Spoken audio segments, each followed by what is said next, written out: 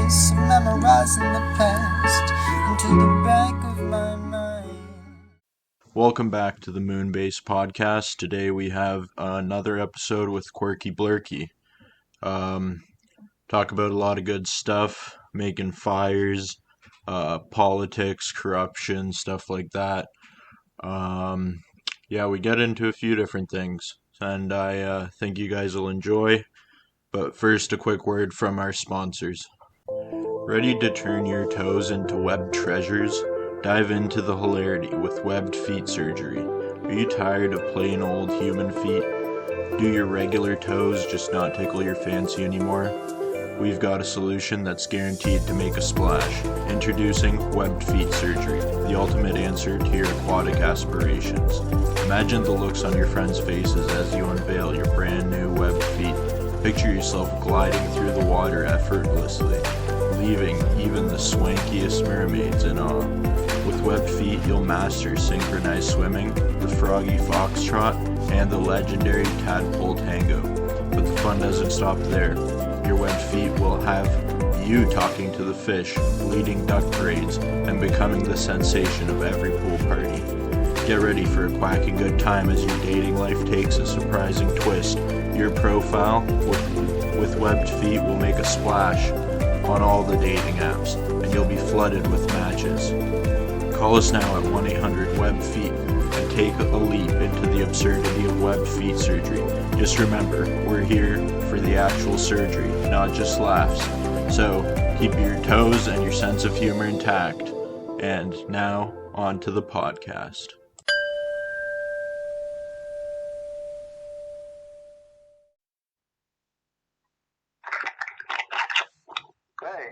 Hey, how's it going? Good, how are you doing?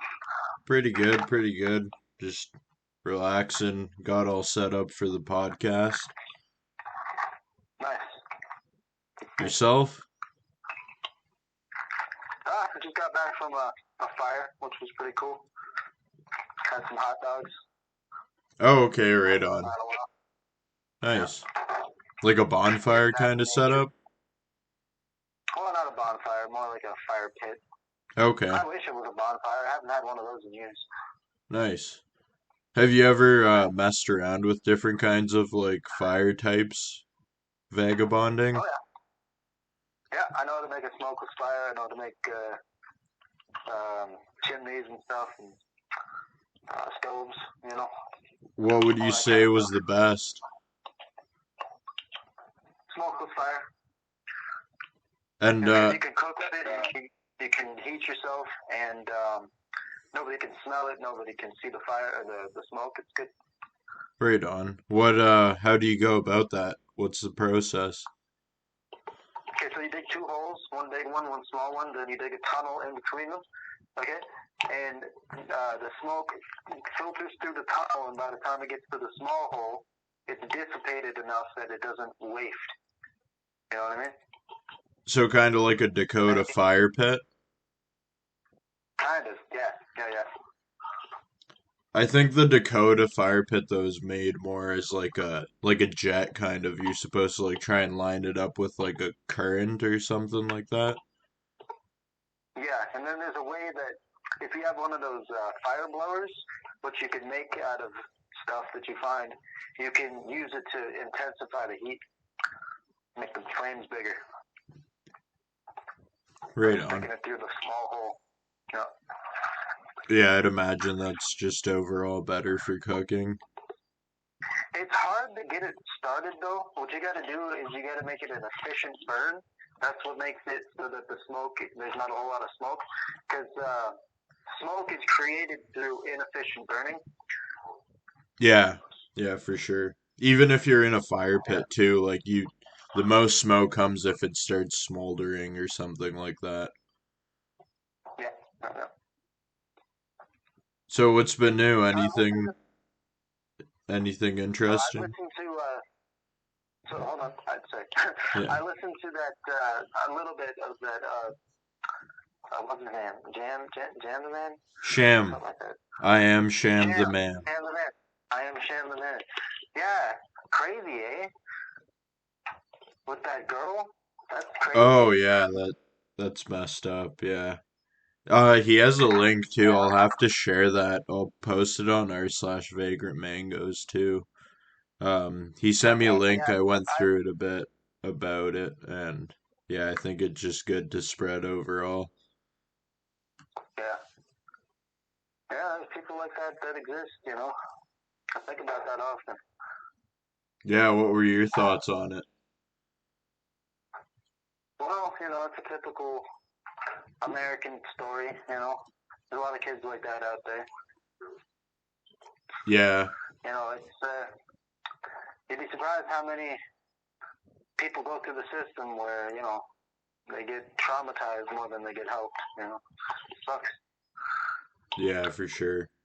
I find though in the US, like especially with medical stuff, you could be like 50 years old and have worked your whole life and have life savings, but if you don't have the right insurance for what you've got going on, then it's kind of game over financially. Yep, yep. The medical system in the States is really good if you got money. Yeah, yeah, I've heard that too, Yeah. because it goes both ways. Because in Canada now too, sometimes you'll wait like 8 to 20 hours at the emergency room, depending what's going on with you, you know? Yep. So I don't I know if remember I living in had money. Manitoba. Pardon? Oh, go ahead. Go ahead. If I had money, like I would probably pick the States, but Canada's good for me because I don't, you know? Well, they have Medicare. It covers most of the basic stuff. Yeah, They it's won't more cover just things that like cancer, stuff like that. you wait like months and months for some basic surgery or something, you know? At Yeah. least up Yeah, yeah. here. So, I remember I was in Manitoba and I was having heart conditions because that's when I was doing drugs. And I went to the hospital, sat in the emergency room for 5 hours, and then they saw me and they said my heart was fine. But by the time that the 5 hours went by and I wasn't doing any of the drugs, yeah, my heart was fine. But now, had they measured me 5 hours prior to that, I probably wasn't fine. You know what I mean? And I yeah. had to go back like 7 different times, and they charged me for the ambulance every time. So all I did was rack up bills. They never really helped me. How much was the So bill for you? Because when I went, it was like $40, I think. it's 500 Oh, every wow. time. That's Yeah. quite a bit. In Manitoba, Manitoba's healthcare is the worst in Canada. Okay. It's one of the poorest provinces. Other than the maritime provinces, it's the poorest province. Which makes no sense because we have the most water. Do you know But what it is that's what from or no? do you mean? Pardon? Like, do you know any of the reasons that that's going on or Oh no? yeah, corruption.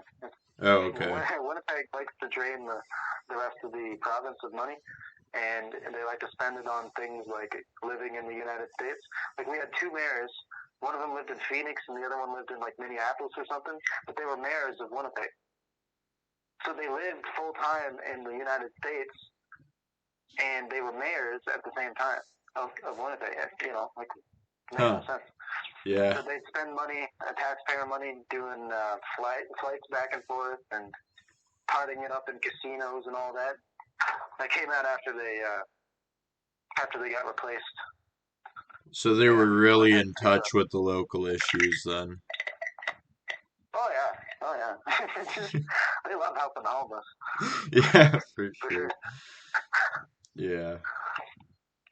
I don't know. I find I kind of got to a point where even if someone like politically says something that I'm like, okay, that doesn't sound that bad. No matter like who it is, if you dig a little, they're more or less all crooks at the end of the day. Yeah, you kind of have to be in politics. It's a rough game. It's built on lies to begin with, and you got to play ball to be able to keep your career. Or else they'll just push you out. So anybody who's altruistic that goes into politics, they soon find out that you better not be that way, or else you're going to lose. The no sum, what do they call that? A no sum game, zero sum game. Yeah. Yeah. There was like a quote that Putin had that he was saying that he's been through, he doesn't even know how many American presidents by now, but every time that someone comes in looking to make a change, a bunch of people in black suits come and they let them know what's actually going to happen during their presidency. Yeah. And not that like he's any better, but at least he like kind of says it how it is, and like it is a dictatorship over there. At least they're not really like trying to hide it. Yeah, that's one thing about America. They like to lie about it a lot. They like to point fingers, but no, as soon as you point fingers at them, it's like, nope, nope, that doesn't exist. Nope, I don't know what you're talking about. Yeah. No. What do you think of Totally the over there. recent? Have you seen the recent Israel attacks and like the whole war going on Yeah, there? I saw that. What do But you for think of me, that? okay, so, well, out of all of the world conflicts, the only one that really worries me is Pakistan and India because they both have nukes and they both hate each other. And if they go to war, then they'll definitely launch nukes. The Israel-Palestine thing it's been ongoing since the 40s, ever since they did the Jews on the boat, and then they split the land in half and gave it to the Jews or whatever. Yeah, since World War II. When you do that kind of stuff, there's going to be residuals to that, you know what I mean? And we're seeing that today. I don't think it's going to change. And the Middle East has always been tumultuous, But for me, I'm on the side of the Palestinians because they were there first. And, I don't think it's right what Israel does because they have way more technology and power. And they're basically launching missiles at people throwing rocks. Like, come on, man. That's the equivalent of David versus Goliath. Yeah. So just Also, kill the though, guy like off. from what I've seen, the recent attack, they like went over and actually just hit a bunch of civilian targets, like Hamas did. Did you Yeah. see like the paragliding troops and stuff? Oh, no, I didn't see that. Well, okay, so Hamas is not the Palestinians per se. It's a group made up of Palestinians, but they're not aligned with the people. Okay, so it's kind of like the mob, you know what I mean? Where they take advantage of the people to fund their war against Israel. So they're kind of bad guys themselves, you know what I mean? They don't really have a good track record. But the Palestinian citizens they're a separate animal. They're from the people that I've met and the stories that I've heard, they're very nice people. Very down to earth, very welcoming, family oriented, So Hamas is not a good representation of Palestine as a whole. I You know agree. what I mean? I wasn't trying to paint like Hamas as or Palestine as Hamas, but as far as I know, the Yeah, most recent attack was Hamas, like yeah. onto Israeli territory. And it's also interesting that it was after, so they thanked Iran and Hezbollah for getting like funding and munitions, and that was right after the US released like $6 billion to Iran. Yep. That's another thing too. Is everybody's playing both sides. The only people that are getting the shitty end of the stick are the civilians on both sides. Isn't that always the way it goes? Right? Every time there's a big war, the poor people are always there. It's nothing Yeah. new. Yeah, I agree. I don't have really like a side I pick just because I feel like everyone involved is like if you're Palestinian and your house gets airstriked and your like family gets killed or something and you join Hamas, then like I can't really judge you, you know what I mean? Like I don't agree with like what they're doing, but if you're in that situation, I don't judge you. The same way I wouldn't judge an Israeli if they're family got in a missile strike and they're like, okay, then I'm going to the Gaza Strip to fight for my country. Like, I kind of get the like emotion in both of like the sentiment from both parties. It's just kind of a shitty situation overall, I think. Yeah, I would agree with that. It's unfortunate, but it is what it is, you know? Middle East has always been that way. Yeah. It's just weird to me that like you could disagree with someone to a point where you you'd think that like violence is the answer, you know? Yeah. It's a shame. Humanity is an interesting, we're an interesting animal, you know what I mean? Like all the other animals, they attack each other too in the wild, but it's not, they don't go to war like we do. We invented that, you know? Chimps Crazy. do. Chimps have tribes and they'll go to war with each other. Do they? I didn't know that. Yeah, if you But, I'll look into resources or something and send you like links, but chimps do some pretty heinous stuff. They'll like if there's like a breeding female, then they'll like murder her young and hide them so that she's ready to breed again. Or they'll just have like full wars with other chimp tribes, and they're smart enough to know what to go for, so they'll usually go for like eyes or like genitalia to like disable their opponent before they like fully kill them. they fight dirty, in other words. Yeah, pretty much. Like if I fell into a chimp enclosure, I would not fuck around, you know? Yeah. Yeah, they know what to go for. And they're also like I don't know, like multiple times stronger than the average human. They're like made of like eye beams compared to us. Yeah.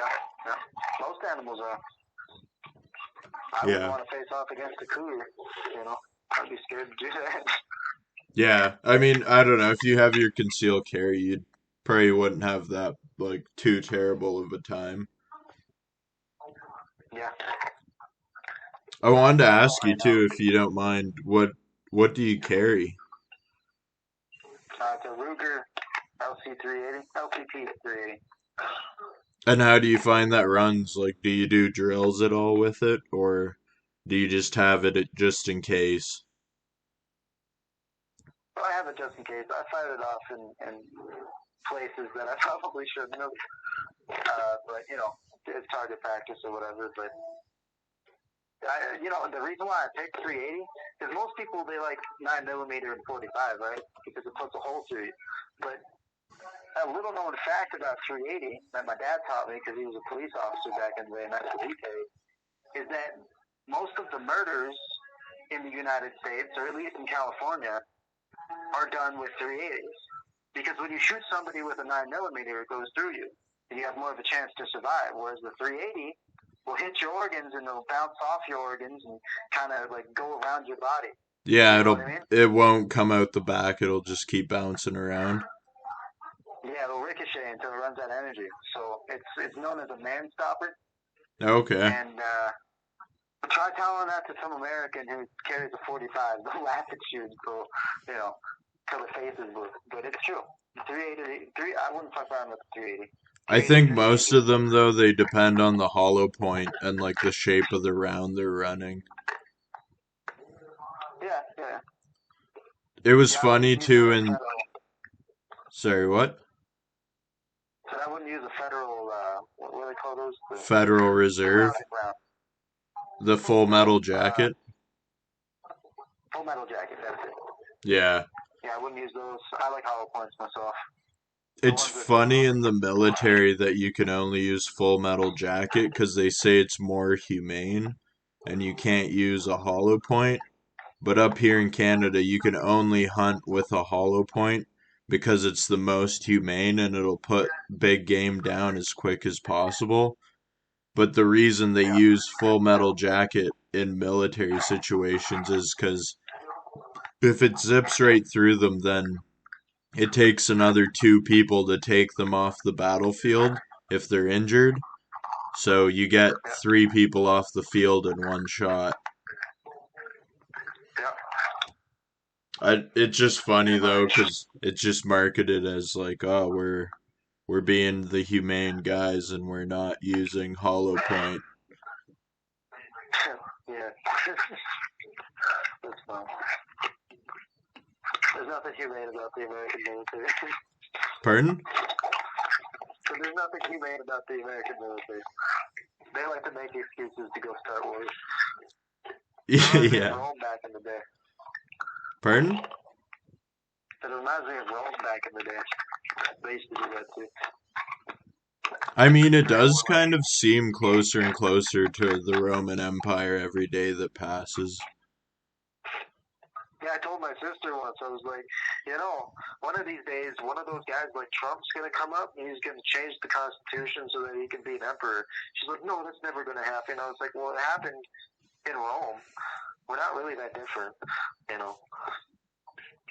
Yeah, even if you think about like before Rome ended, I think we're kind of where they were now, where everyone's just like really hyper focused on like issues that don't matter and like genitalia and just having like the circus and Netflix and stuff like that continue. And that's really the main focus of like the majority, you know? Yeah.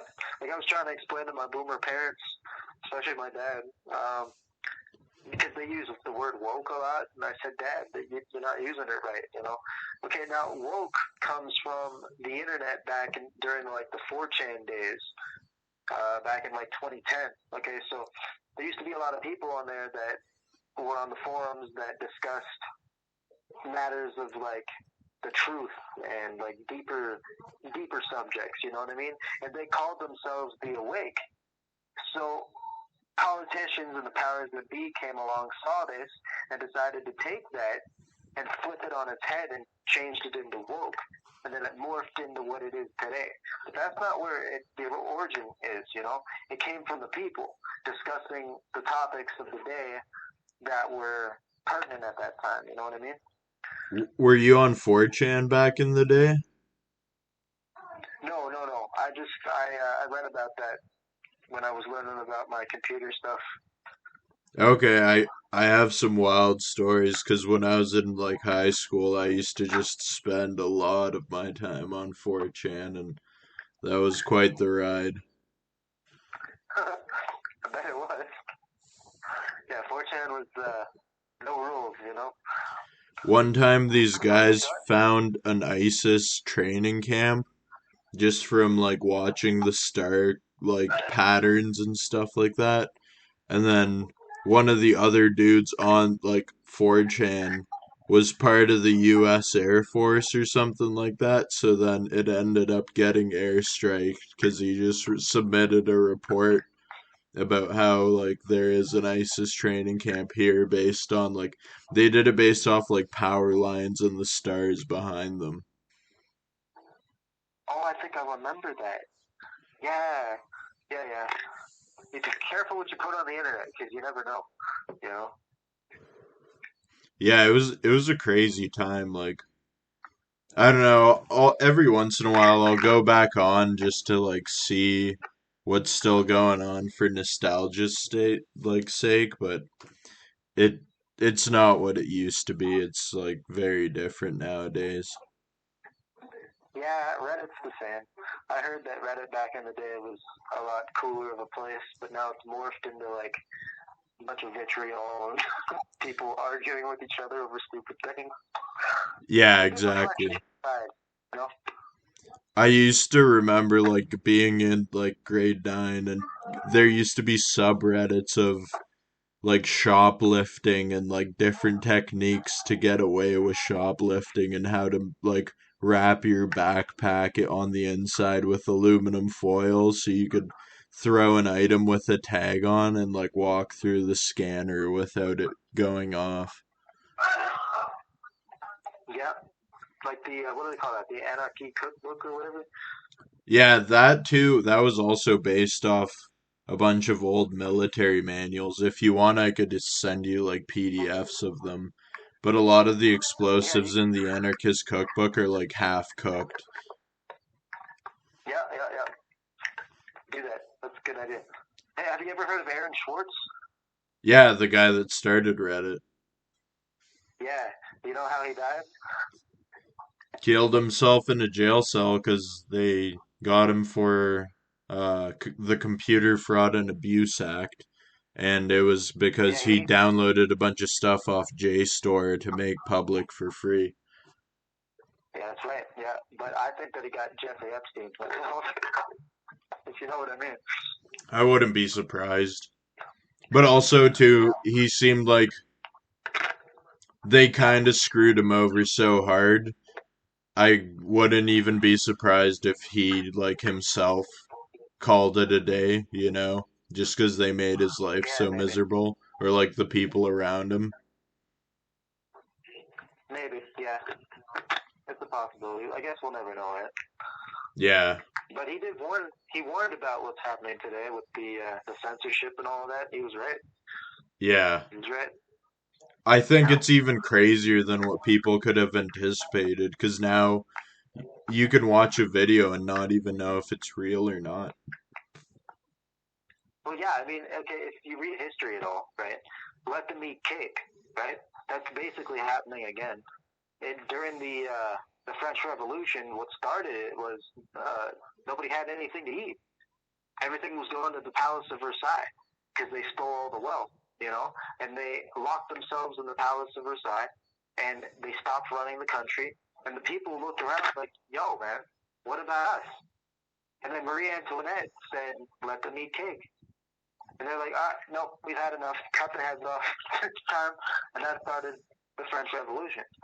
Now, I don't know, but like me looking around at today's society, it's starting to get to the point where the people at the top don't really care that we know that they're corrupt anymore.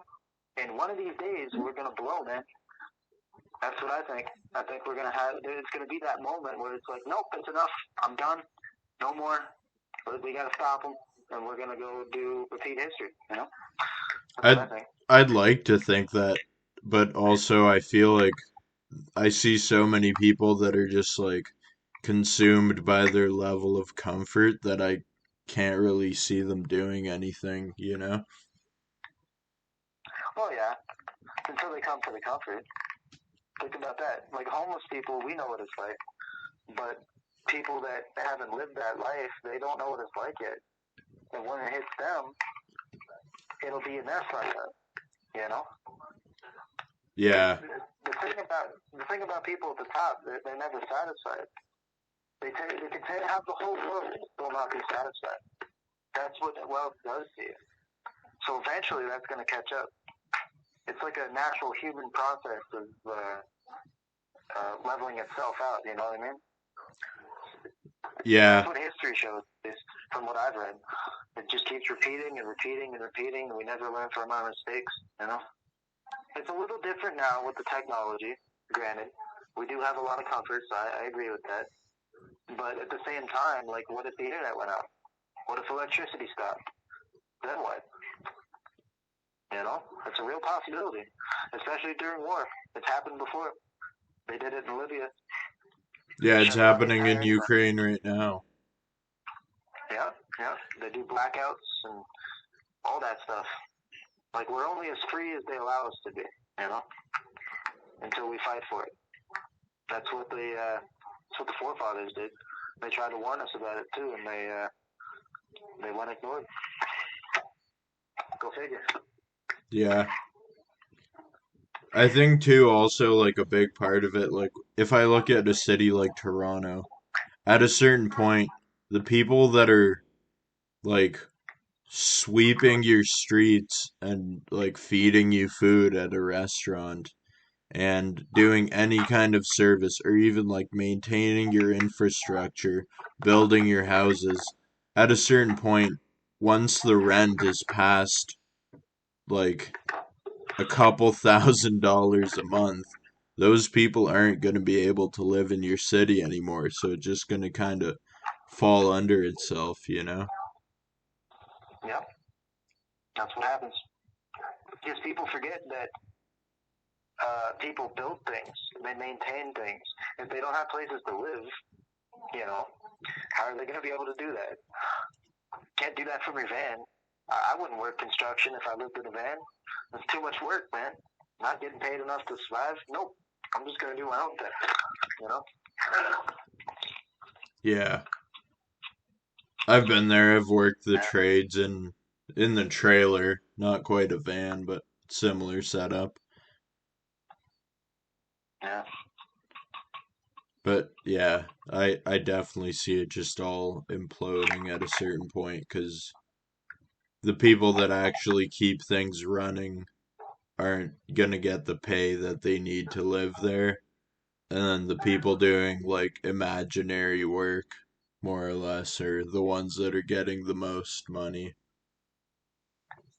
Yeah, think about it if the internet did go out, okay? Well, what are all these TikTok stars and all these OnlyFans people going to do? They have no skills, you know? Even a stock person, think about how they would fare if there was just nothing tomorrow, you know? Well, okay, so we've been through that. Back in the 30s, when the stock market crashed, people were jumping from buildings because they lost everything and they didn't have anything else to back them up. So they leapt from buildings and they all committed suicide. Not all of them, but a lot of them did. That happened with All IT in 2008 too, when everything crashed. There were just a bunch of IT guys that had no more jobs, so they just became cyber criminals full time. Yep, yep. That's another thing too. There's certain things that never go out of style during rough economic periods, and that's things like the vices, like drinking and drugs and stuff like that, and then criminals. Like during the Prohibition, that's how the mob made all its money, was through supplying alcohol.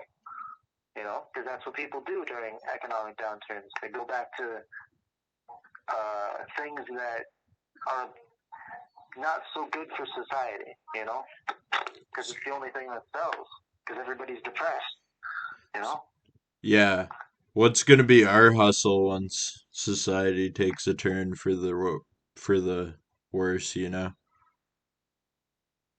Well, for me, if that happens, what I want to do is try to gather a group of people and teach them how to survive. And if they don't want to do that, then I'll just go off on my own and do it by myself, because I know how to do it. I can start a fire with nothing. I know how to forage. I can hunt. I don't need society to survive.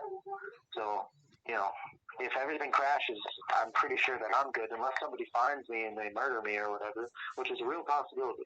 But, I know how to prevent that too. You can just set up traps and, like, what do they call it?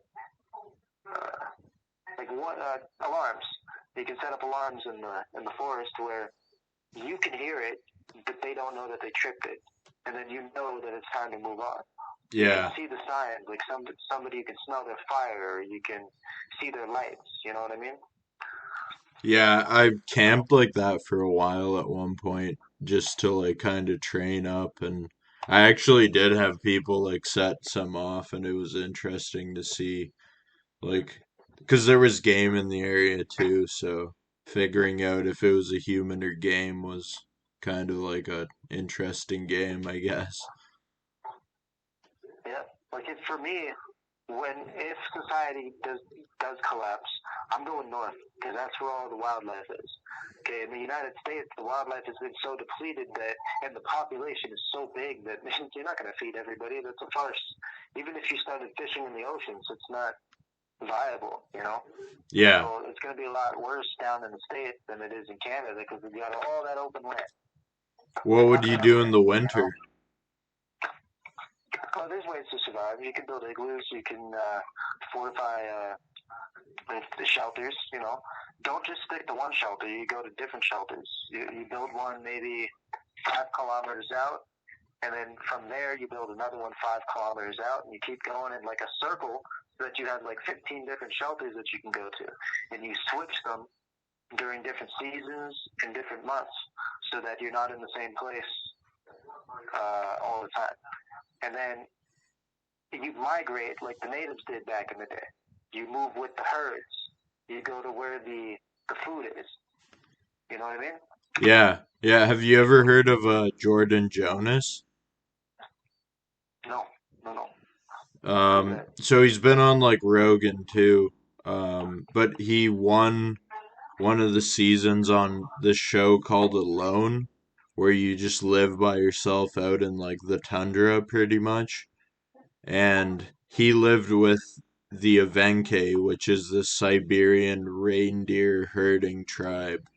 And he learned a bunch of survival skills from them, but I'll send you links to it because it's actually crazy. Like some of the stories he has, I'll link them onto the podcast too because they're just like great listening, and he gives good like insightful knowledge. Okay. Yeah, he started train hopping and then he went like and lived with these reindeer herders because he went to build an orphanage in Russia, and then from that he went and lived with this tribe. He like at one point he chopped his knee with an axe by accident and they just packed it with pine sap and then it healed completely to where he could do stuff again. But years later he went to the doctor and he like they were saying that he split a ligament completely, but he was fine after whatever forest remedies they had for him. Yep. The entire pharmaceutical industry is a lie, in my opinion. I think that from things from Tylenol all the way up to chemo treatments, it's all just to make them money. You know what I mean?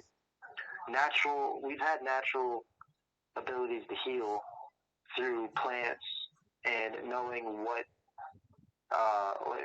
works out in the forest for millennia.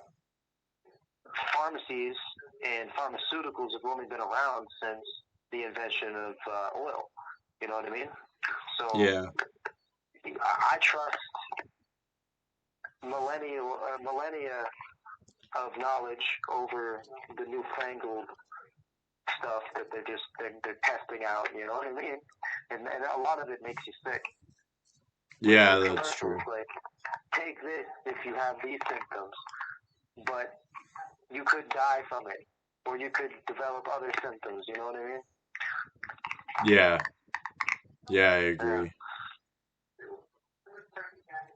What are your top foraging picks when you're walking through the woods? Oh, that's a good question. Okay, well, tree bark is a good thing to have because you can make tea out of it. You can eat it if you need to, and it's good for like healing wounds and stuff. What genus are you picking? Mostly pine. Okay. Pine's pretty good. Birch. But birch is more for like being able to like draw on and stuff because I'm an artist. Okay. I know how to make charcoal pencils and stuff. Nice. And birch bark is good to write on. I'd say If certain types of berries. you want to But hear you a have to cool know. thing about birch, Yeah. if you have like a food can, so like you ate the food out of it and you just have the can and the lid left, you can put a bunch of birch and pack it in and close it up. And then you can add your oil, just not too much at this point too, but you could add it later as well.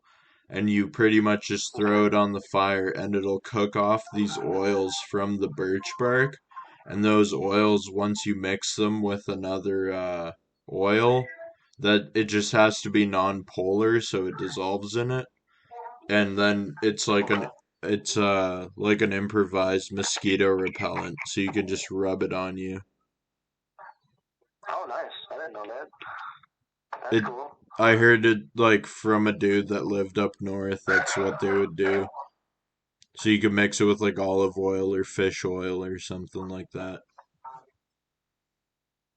Okay. Okay, so other ones would be like if you're around maple trees, maple sap is really good because it doesn't spoil and it's a good it sustains you. Dandelions are good for tea, and you can eat them. Well, I forget what they call them, but those they grow in like swamps and stuff. Those long plants. Willows, it's like Willows. pussy willows, right? Pussy willows, that's it. Yeah, those. And then there's a certain type of mushroom, I forget what it's called, but it grows on trees, and you can use that as a fire starter. So you put your charcoals in it, and it will hold the charcoal smoldering for like days. I forget what the type of I know what you're mushroom it is. talking about. I just don't know the name. Yeah. But mostly for food stuff, what I would do is I'd bring along a net so that I can fish, because I don't like to use rods or anything. Nets. Like a gill net? Yeah, something like that, yeah. Okay. And then fishing would supply the protein. Trapping smaller animals would supply things like sinew, you know what I mean? Have you ever done trapping? Yeah, I've done trapping, yeah. Right on. What do you run, like a snare or an actual commercial trap? A snare. It's a lot easier to build snares because you don't need to buy anything, and it's a lot more humane too. Yeah. I feel it varies though, depending on like what limb you get. Sometimes the snare's pretty rough sometimes. I've done like squirrel poles and stuff like that before, and every once in a while you'll just find like a leg chewed off in like the snare. Yeah, that happens. But, it's more natural, in my opinion. I don't like new fangled things. Like, if I was to use a bow, I'd make a bow instead of using a commercial one. You know what I mean? And I'd rather use a bow to hunt than a gun, because your ammunition is the trees, Yeah. Yeah, I used to have a Yeah. compound bow and it would cost me like $12 an arrow, and if you missed, then like you'd just shatter it, so it would add up Yeah. after a while. What do they even make those arrows out of? Is it like fiberglass or something? Yeah, carbon fiber. But it's kind of nice because you can interchange the tips. Like I had like broad heads for big game, I had small game heads. I had like training points and then a target for it too. Well, if you get set up enough, you can build your own forge. That's true. Yeah. I've seen those guys make them out of like clay and stuff. Yeah. Yeah. What were you saying with the plans to collect? Well, mostly I'd collect like healing things, but you got to know where you are to do that. For me, most of my knowledge is in Manitoba, so I don't know about like other places as much. Maybe a little bit more in the south too, but you know, if I was in like Australia, I'd have no idea, or if I was in like California, I don't know. I just have to stick to the basics. But there's lots of little things that you come across that you can use to heal yourself with. But then there's things like dandelions. You can make salads out of that. Things like greens, so that you don't get protein poisoning, stuff like that. But other than that, I'd focus on fish and then small game. And then if I could, I would try to build an enclosure where you can run a bunch of deer inside and they'll get trapped. Like you build a fence around it and you can kind of herd them in there. And then once they're in there, you have a source of food. You know what I mean? Then you can use the bones for things like utensils and tools and stuff like that. That's what I would do. So you'd go more or less like full primitive, just with like the knowledge of today. Yeah, that's right. Yeah, I'd say I'm in a similar place. Stuff like that. Yeah. Because before we had all this technology, what did people do? Right? They relied on what was around them. So if you're going to survive, you need to do that. You can't bring your phone into the wilderness. That's not going to help you survive. You might be able to use the screen to reflect the sun so that you can start a fire. But that's about it, because it's going to run out of battery, right? Even that, you're better off with like a pop can. Yeah, exactly. Pop can with a little bit of chocolate, that goes a lot further than Yeah, exactly. Yeah. That's one thing there's three things that I would bring from society into the wilderness. It would be potatoes, corn, and chocolate. Dark chocolate. How would you sustain the chocolate? The corn and the potatoes would be easy, but the chocolate would be harder. I would eat the chocolate sparingly and kind of make it last as long as I could, and then once it's gone, it's gone. That's what I would do. It's just for a treat, you know. Okay. Light and, yeah. Depending on what you got, you could always go back into town and get more supplies. Yeah, exactly. Yeah. It's more of a vanity thing. Yeah, I feel like too, if you just like hang out in the woods for like a month, you're probably not dealing with 90% of the people that you would have been dealing with at the beginning of whatever situation is going on. Yeah.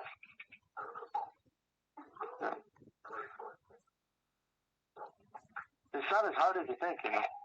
People like to complicate their lives and think that they can't survive, but you know, they're relying on things like grocery stores. It's not going to be that way forever, you know.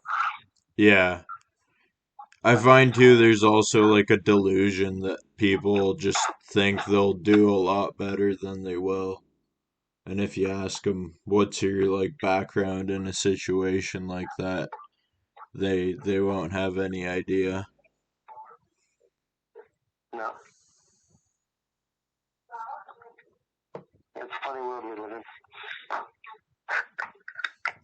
Even as a vagabond too, like so much is dependent, for most that I feel like there's still like some level of bias. Yeah,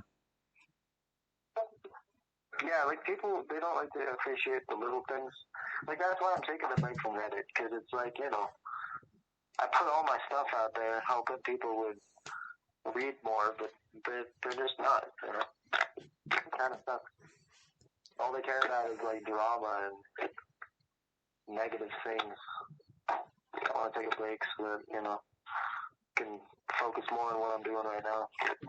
Yeah, I wanted to ask you about that. Like, you mind getting like more into what's causing the break from Reddit? Yeah, so I looked at my posts,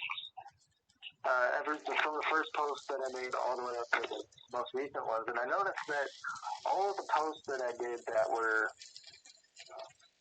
like, you didn't have to think too hard about it. They got like 50 votes, 100 votes, you know, stuff like that. But all my deep stuff, the things that, like when I put a piece of me on Reddit, it's only like 5 votes. I get 2 comments, you know? And it's like, you know, why am I wasting my time doing that when I could just make a book and then put it out there that way, rather than giving out chapters that people aren't even reading, you know?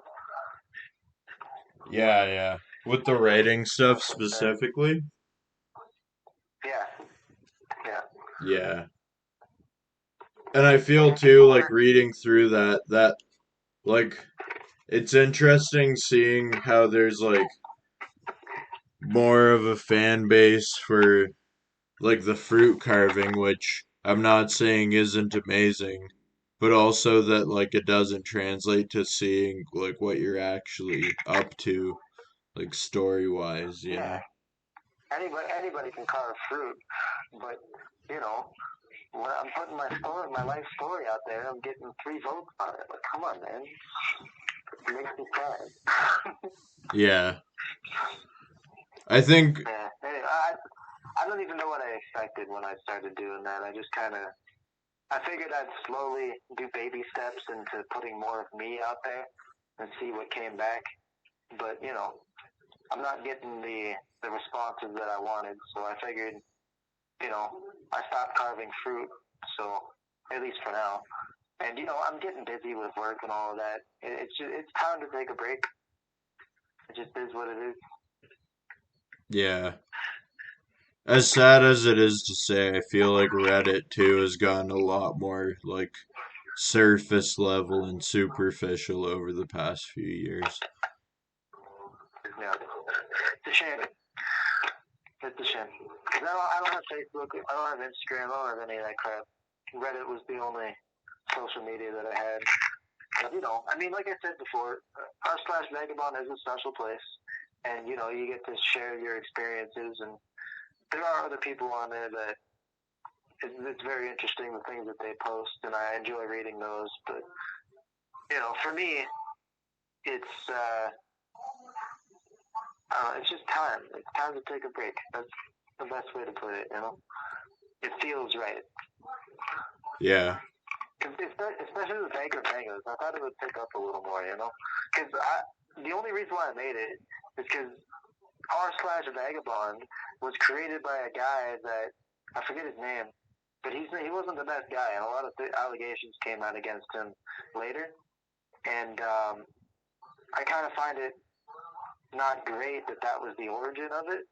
So I wanted to make a branch into something new, something that people can feel open with, or they can post their stories. And it could be like a branch, like a tree branch of r/vagabond, but it's not picking up steam, Yeah.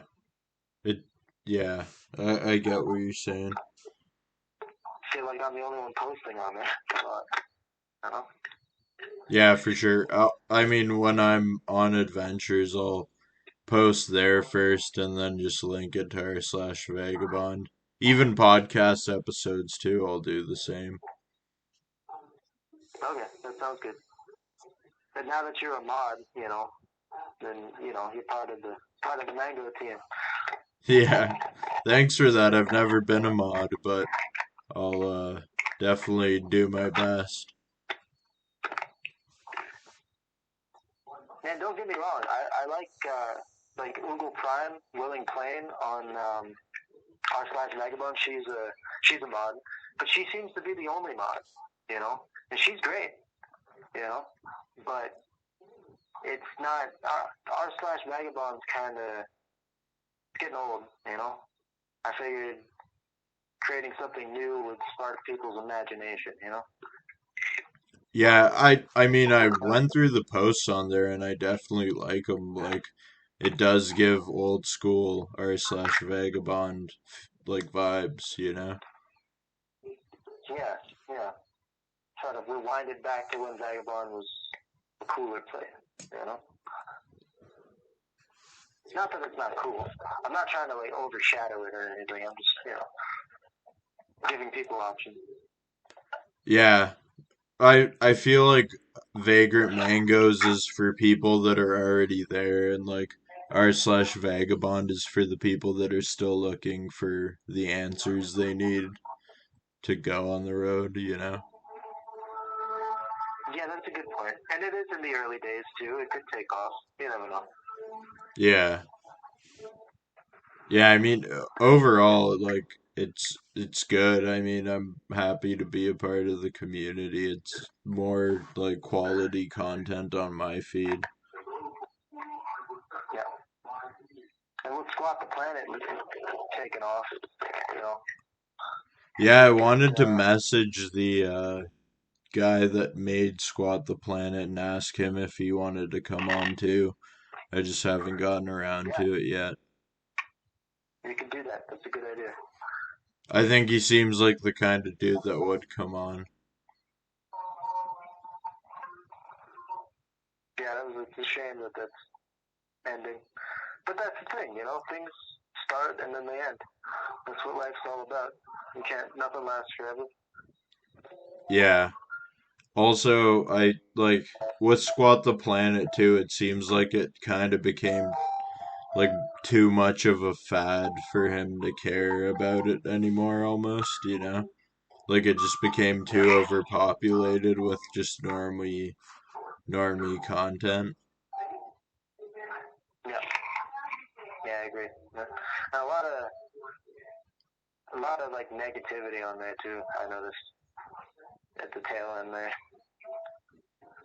Yeah, I haven't been like active in that community at all, so it's pretty new to me, but just like having a look at it, you can kind of tell that it's like one of those great internet forums that slowly just decayed, you know? Yeah,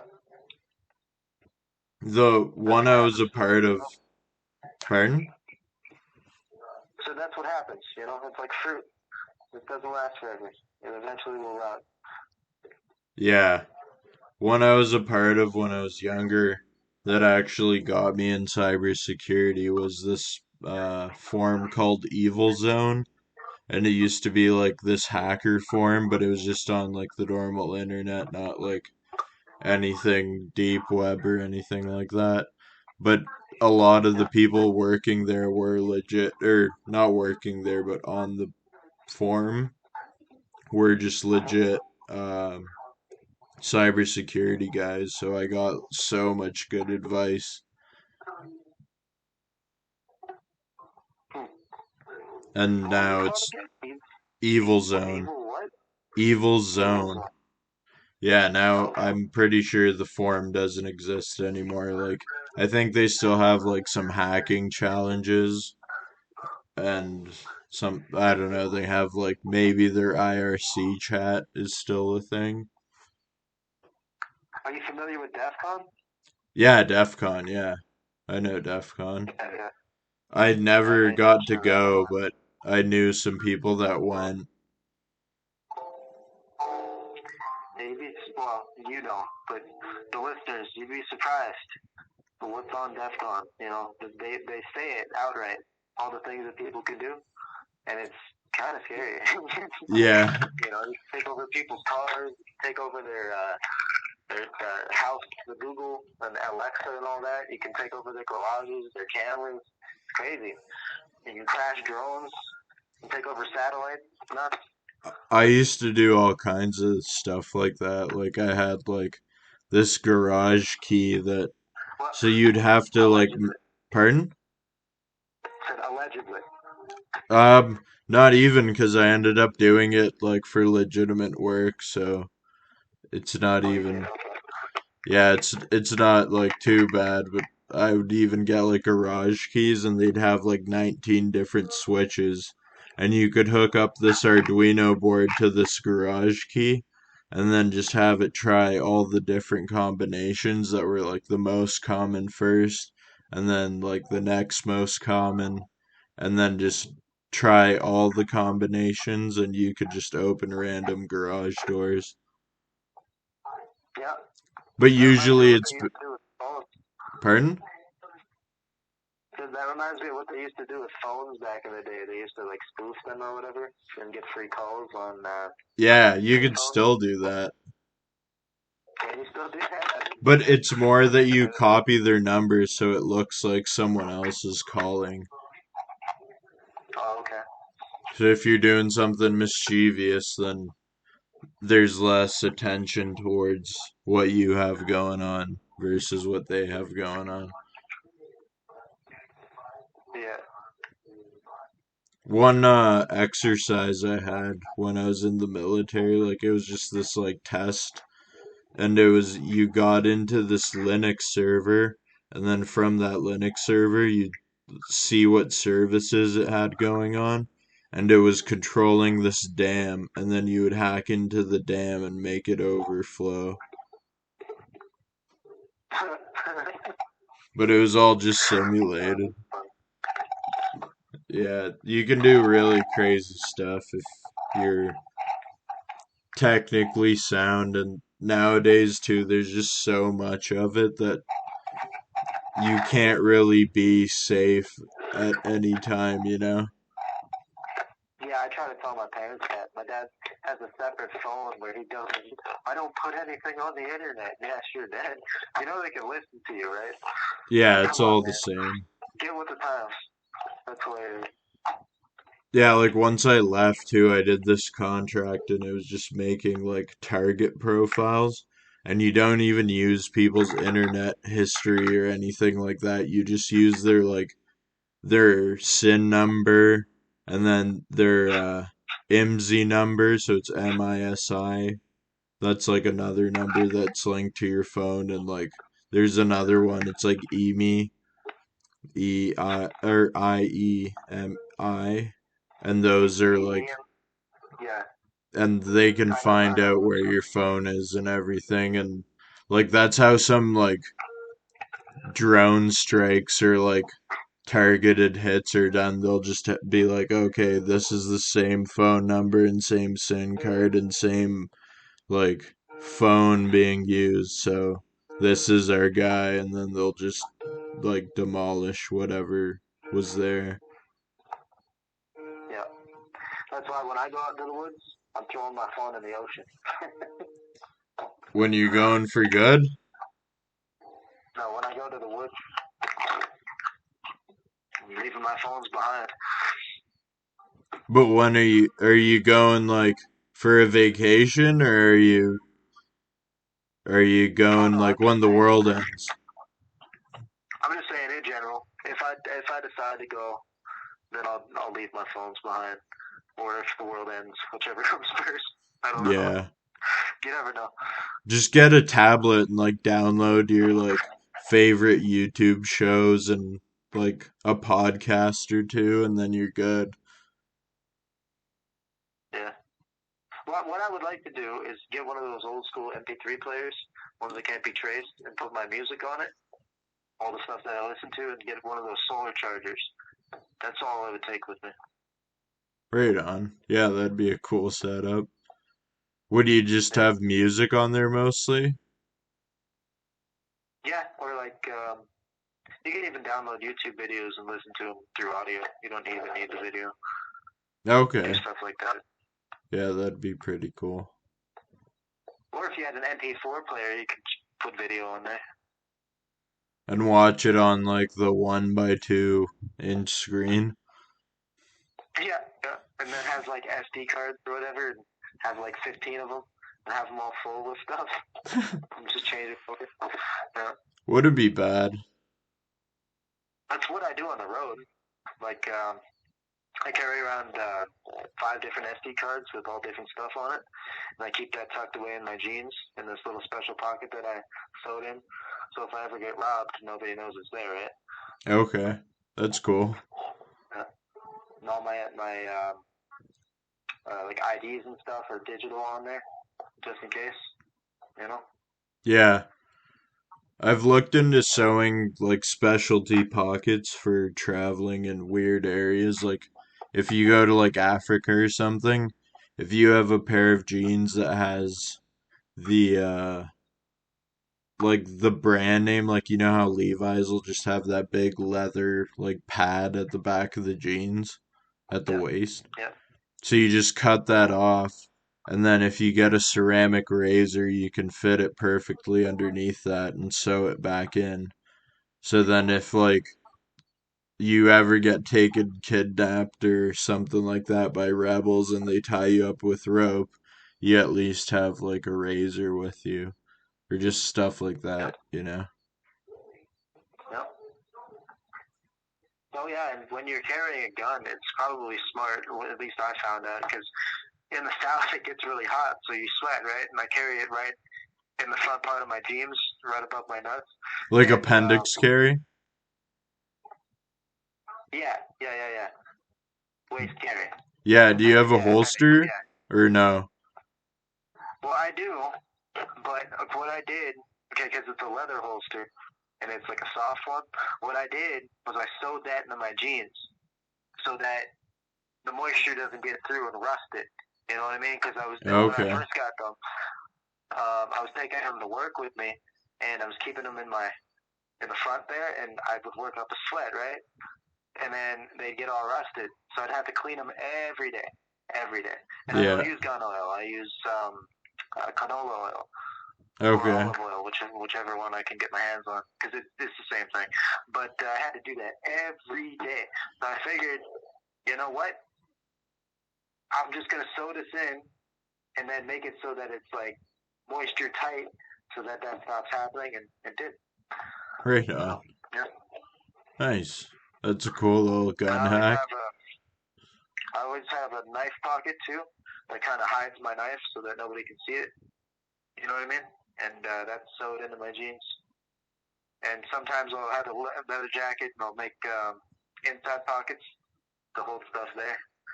Yeah, I'm a pretty avid sewer. I like to sew stuff. Anti-pockets? What is it? You were saying anti-pockets? No, inside. Oh, Inside okay, pockets. okay. Yeah. That's cool. It's like custom-made vagabond clothing. Yeah, when we meet, I'll show you my jacket because I'm an artist too, and I drew all over my jacket. I put all the places that I've been on my sleeves. I put a giant phoenix on the back of it. I put like a few phrases that I go by, like I ain't no fucking oogle. Still feral.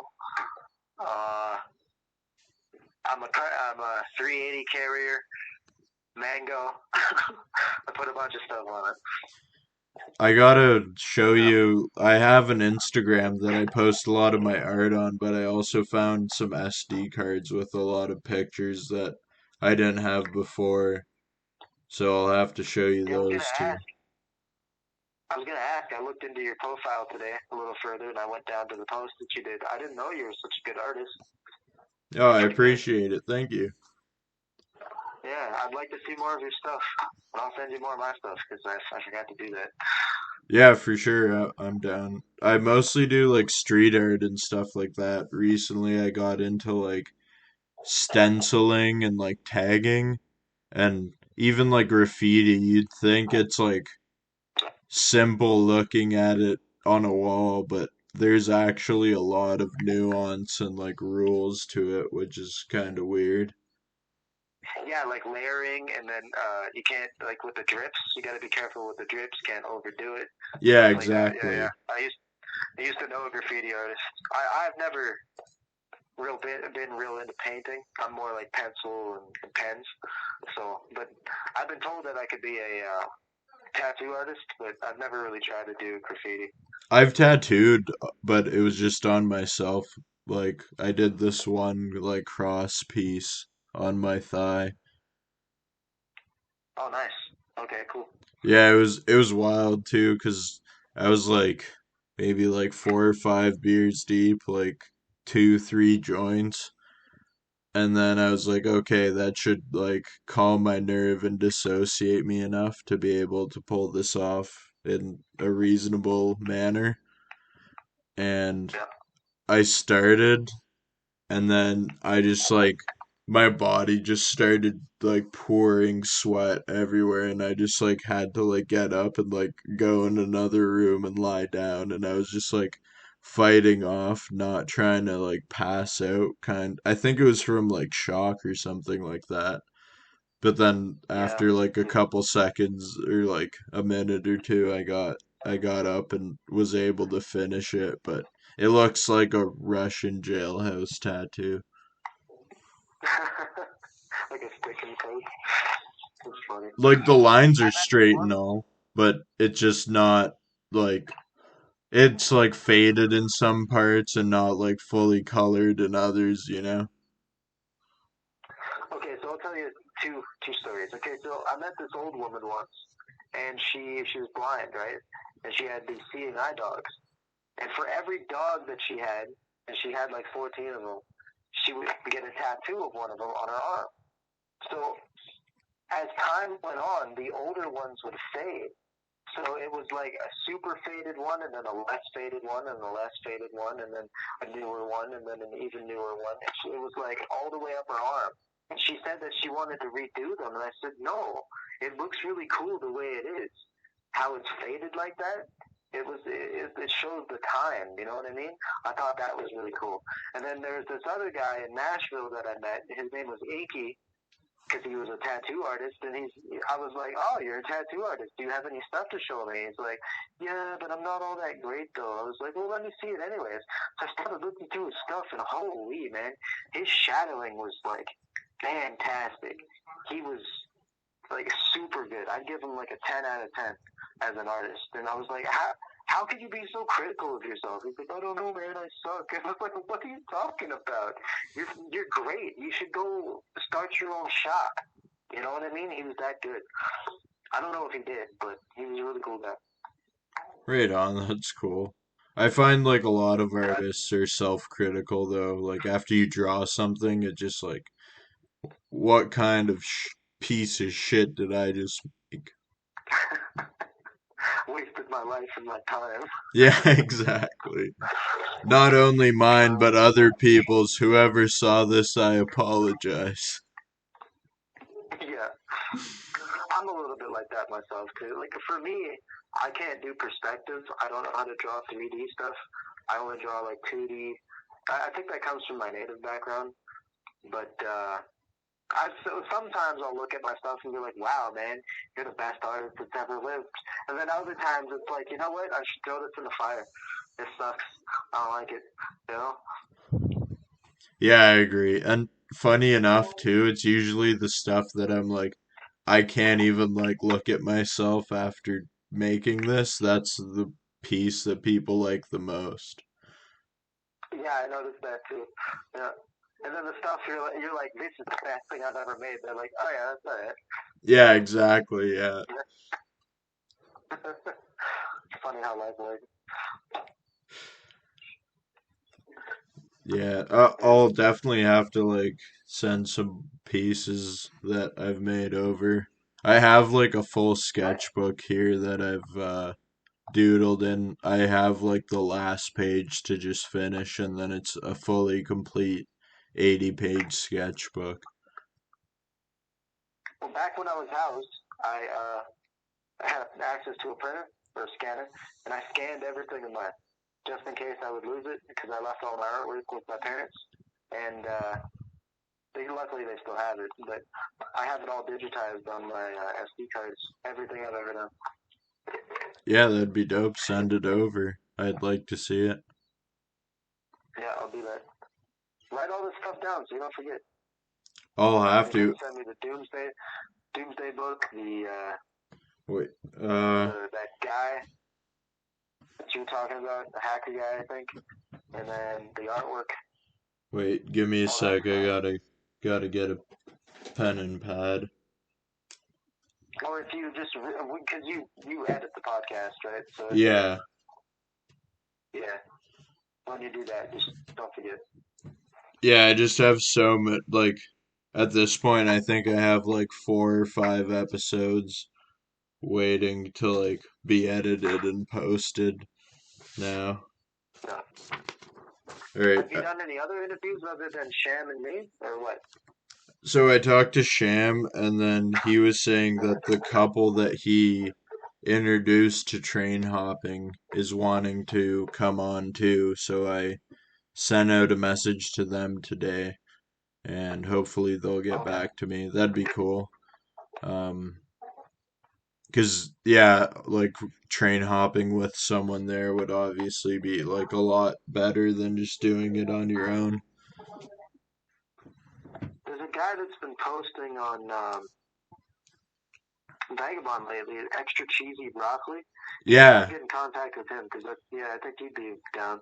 I sent him a message today, and it seems too he's in my area, so I wouldn't even be opposed to like going down to where their camp is or whatnot and hanging out, you know? Yeah. That'd be I broke cool. my rule, my Reddit rule that I'm not going to post. The Sham ones, I sent those to Vagabond so that people can check them out. I saw that. Thank you. I liked it so much that Oh, you gave him a listen? Yeah, I did. Yeah. Well, I got halfway through the first one and I started the second one too, but I was busy today, so I'll get back to it tomorrow. Yeah, I have another episode recorded with him too that I'm gonna post after our last one. Okay, sounds good. Yeah. I still have to edit up our last one, and I just got to the part where like I gotta edit out your name. So I still got a ways to go. Yeah, Be sure to do that.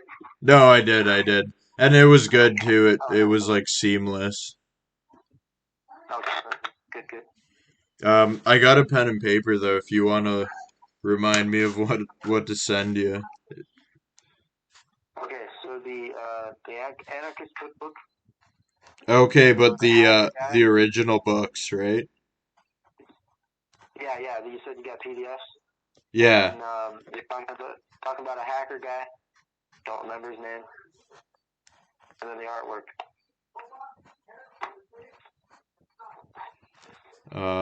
The hacker guy. Yeah, it's something like that. I don't remember his name. Was it like a documentary? No, it was a guy. We were talking about the founder of Reddit, and then it trailed off. Then you brought up a guy, but I don't remember it now. I'll re-listen to the podcast, but that also reminded me of another great documentary. Away from the Keyboard, and it's about the guys that started Pirate Bay. AFK? Okay. Yeah. Send me that one too. Okay. Have you heard of that one before? No.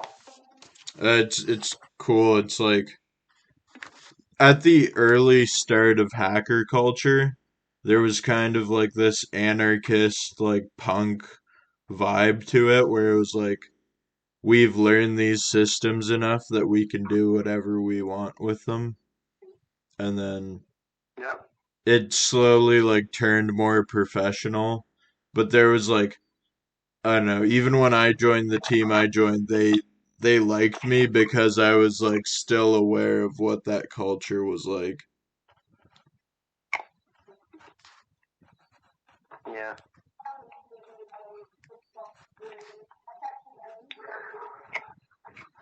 Alright, I got Yeah. an initial list sent or an initial list made. Okay. Sounds good. And I'll send you my artwork too. Yeah, You that's said dope. you like the songs? What Yeah, songs that do was you like? good. Yeah. I wanted to ask if it's alright if I like link them to the podcast. I'd even use them in intros too if you're cool with that. Yeah, you can do that. I don't know about the legality of all that, but sure. What do you I don't mean? think I'm gonna get paid. Well, because I stole all the beats off of YouTube, so I can't take credit for any of those. So if I ever do end up making money, I'll probably get sued for it. But I don't really think that my music is the type of music that people are gonna. It's not gonna become popular.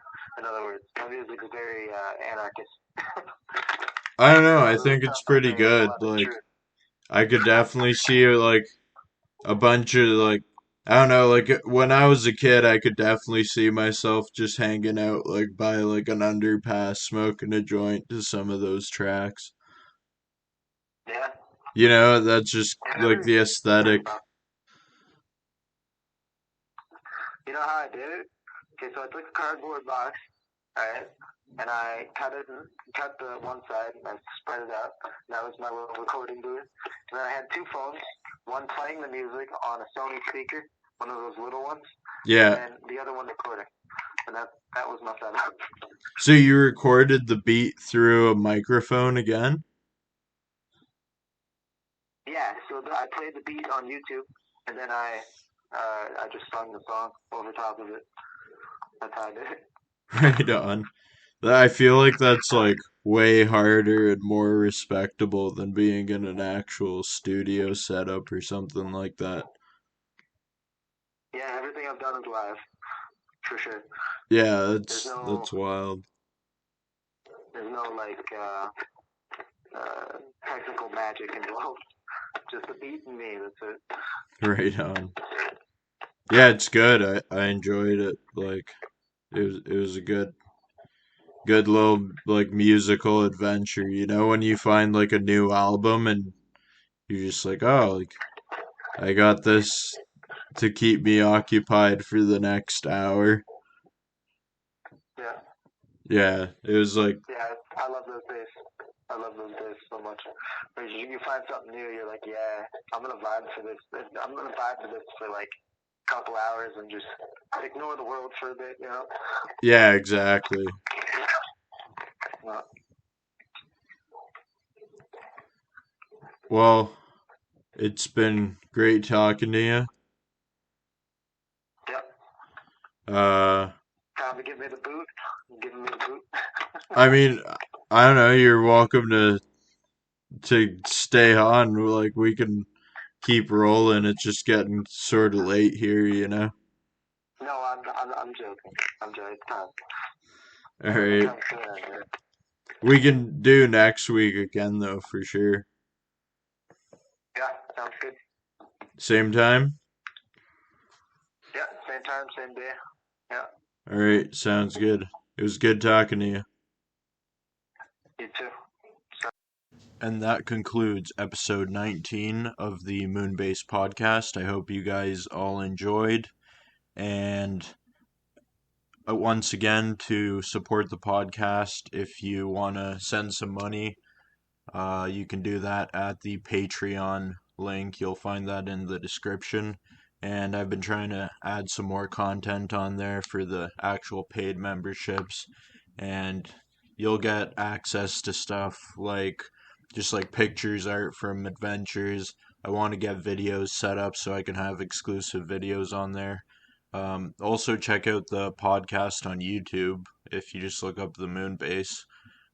There's a bunch of other videos on there too, besides the podcast that maybe you're interested in. So, yeah, give it a look, and we'd appreciate any support you give. And don't forget to leave a review. All right, that's it.